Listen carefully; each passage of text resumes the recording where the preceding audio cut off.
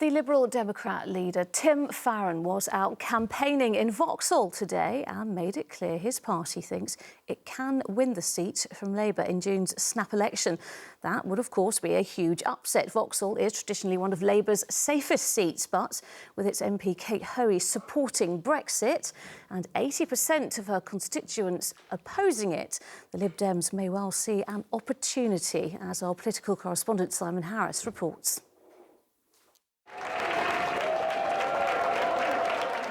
As election strategies go, anything can happen doesn't necessarily inspire confidence. But that was Tim Farron's message as he fired up Liberal Democrat supporters in the Labour stronghold of Vauxhall. On the face of it, this piece of inner-city South London is an ultra-safe Labour seat. The Lib Dems didn't even manage third place in 2015 and were more than 25,000 votes behind the winner. At the last election, the Labour MP Kate Hoey was returned with a comfortable majority of almost 13,000. In the referendum, nearly 80% of her constituents voted to stay in the EU. But Kate Hoey is one of Labour's leading Brexiteers. And that, the Liberal Democrats hope, will be Hoey's Achilles heel. An MP so out of touch with her constituents over Europe, even devout party loyalty will count for nothing. Remain. So I think what the Liberal Democrats will be hoping to do is to galvanise everyone in Vauxhall who supports Remain and say we are the only party who can vote Labour. If you want us to fight Brexit, vote Lib Dem, not Labour. Get rid of Kate Hoey, a big Leave supporter. Hoey was unavailable to talk to us today, but her one-time neighbour, former Tooting MP Sadiq Khan, pledged his support. There are really hard-working Labour MPs across London, working their socks off in all parts of London. Looking forward to supporting them, ensuring they're re-elected on June the 8th. Vauxhall is also home to some of London's most popular LGBT venues. The Liberal Democrat leader is still refusing to say whether he thinks gay sex is a sin. One's personal faith is one's personal faith. What counts is your actions and your beliefs in politics. I am passionate about LGBT plus issues. It's been the heart of our party's programme for decades, and it will continue to be under my leadership. The Conservatives came second in Vauxhall in 2015. Tonight, a Tory spokesman insisted a vote for the Lib Dems would deliver the same result as a vote for Labour, a victory for Jeremy Corbyn. And Simon is here to talk about another election development. We've heard that the former Richmond MP, Zac Goldsmith, is going to stand for selection for the Tories. He, of course, lost his seat to Lib Dem Sarah Olney, didn't he? Is this a surprise? Yes, a big surprise, because in November it looked as if Zac Goldsmith's parliamentary career had come to an end. He resigned as an MP in protest at Heathrow expansion, quit the Tory party, stood as an independent in the by-election and lost by almost 2,000 votes. His successor, the MP who replaced him, the Liberal Democrat who won that by-election, certainly wasn't expecting him to make quite as swift as an attempt at a comeback. I'm not worried. I've beaten him before, but I am a bit surprised. I didn't think, he'd want to stand again. And also, when he stood down in October, he stood down because he couldn't agree with the Tory policy on Heathrow expansion. Now, that hasn't changed, so I don't know why 6 months later he now wants to stand to be a Tory again. I think it rather undermines his claim to be a man of principle and a man of integrity. But Sarah Olney doesn't know for certain that she'll be fighting Zac Goldsmith because it's not yet a done deal. He, first of all, has to convince the Richmond Park Conservative Association to select him as their candidate. And he's not the only Tory who wants to fight this election in Richmond Park. I understand there will be a meeting to decide who their candidate's going to be on Wednesday night. All right, Simon Harris, thank you. No one has ever been convicted of one of the worst IRA atrocities in London, the deadly bomb attack in Hyde Park in 1982. It killed 4 members of the Queen's Guard and 7 of their horses. Today, the families of the men who died began a personal campaign for justice.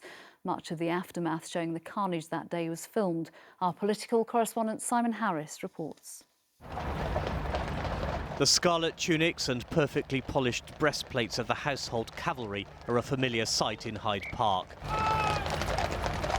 So too is the command of Eyes Right as the soldiers pass the memorial to the victims of the Hyde Park bombings. In July 1982, the carcasses of 8 dead horses in the road became the defining image of the IRA attack. But the car bomb also claimed the lives of Lance Corporal Geoffrey Young, Lieutenant Anthony Daly, Staff Corporal Roy Bright and Trooper Simon Tipper. For more than 30 years, the families of the 4 cavalrymen killed here on South Carriage Drive waited for justice. Then in 2013, a 61-year-old Irishman was arrested at Gatwick and charged with the soldiers' murders. John Downey denied being involved, and the case against him collapsed after he produced a letter from the British government saying he was no longer wanted. Today, the relatives of the dead soldiers met MPs as they launched a campaign to raise money for a civil court case. What we should have is him in court. This chief suspect he is, and we need him in court. We need to raise £650,000 to take Mr Downey, John Downey, to a civil court so we can find out if he is the man who did this evil atrocity. Trooper Simon Utley was on his first ceremonial ride when he survived the bomb blast. Hopefully this campaign will raise the money to put him in some sort of dock. I don't care what he gets. I don't care whether he loses money. He won't be going to prison. 35 years on, there is still no justice for the victims of the Hyde Park bomb, but their families refuse to give up the fight. Simon Harris, ITV News, Hyde Park. A year ago today, the Southern Rail dispute began. On this depressing anniversary for commuters, whichever side they are on, today the RMT warned there could be more strikes ahead. To remind you, the action is over who closes train doors, and the dispute has still not been resolved. In all, there have been 31 days of strike action, which contributed to the cancellation of more than 58,000 Southern services last year. And the company has now paid out £12.6 million in compensation to customers who have faced delays. Our political correspondent Simon Harris is at Victoria Station tonight. Simon, an anniversary that no one can be celebrating tonight. Nina, over the last 12 months, Southern commuters have had to endure one of the worst services on the entire rail network. There have been delays and cancellations caused by staff shortages and track problems, and no fewer than 37 days of strikes. Most of those were by the RMT. Today, the union staged a protest outside the Houses of Parliament to mark the anniversary of the first strike exactly a year ago. The RMT opposes the policy of putting drivers in charge of closing train doors.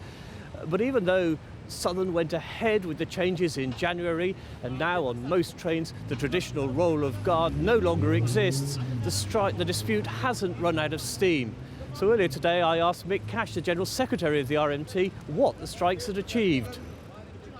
We're still in there fighting to keep the second safety critical person on every train. But you've lost the battle, haven't you? We have not lost the battle. Southern have already taken them off. No, we're in a situation actually where passengers want it, our members want it, But Southern have got rid of them, they changed their names, they're no longer doing it. They have not got rid of the second person on the train, they just won't guarantee there'll be a second person on every train. Mr Cash said, if necessary, there will be more strikes until the company and ultimately the government gives in. However, Southern claims the strikes are becoming increasingly ineffective, and it managed to run 95% of its normal timetable on the last day of the last strike day. Nina. Simon, thank you. There's been another security scare in London, just yards from the scene of last month's Westminster attack. A man who was apparently carrying a bag full of knives was arrested by armed police on Whitehall. Whether or not he was attempting to carry out some sort of attack is unclear, but he is being held tonight on suspicion of planning acts of terrorism. He was already on the police radar, with officers saying the arrest was part of an ongoing operation. We can see now pictures live from the scene this evening, where the road has reopened now that forensic teams have finished. We'll be live there in just a moment with our reporter. But first, our correspondent Simon Harris has the latest on the scare at Whitehall. The man with the beard is a suspected terrorist. He's handcuffed and under arrest. One of his hands appears to be bandaged. It all happened just yards from the gates to Parliament. The same gates where 5 weeks ago a police officer was stabbed to death. On a pedestrian island in the middle of Whitehall, knives on the pavement and a brown rucksack are the focus of activity by forensic science specialists. Scotland Yard said the suspect was stopped and searched by armed officers as part of an ongoing operation, suggesting he was under surveillance, possibly being followed. Why he was stopped at the junction of Whitehall and Parliament Square is not clear. but it was in full view of passing pedestrians, motorists, bus passengers, tourists and construction workers. I saw over someone's shoulder someone on the floor, pretty much in the centre of Parliament Street, with policemen, I think, on top of him, and they were ushering us out. And then a few vans came screaming by. The Prime Minister was told of the arrest while on a campaign visit. That individual has been arrested on the basis of a terrorism charge. Obviously, I can't say much more about it because it is an ongoing police investigation. But I think it shows that our police and our intelligence and security services are on the alert, as they always are. Security in and around Westminster was reviewed and tightened in the wake of Khalid Masood's murderous attack on March the 22nd. Masood mowed down pedestrians on Westminster Bridge, killing 4, and then stabbed to death PC Keith Palmer at the entrance to the Palace of Westminster. Yet despite that event and the continuing threat of another terrorist attack, this corner of London is still a must-see for tourists from around the globe.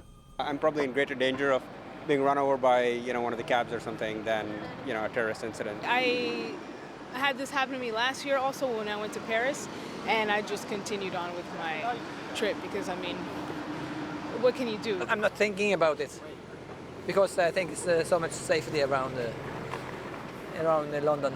They try their best to protect the people, so I feel safe.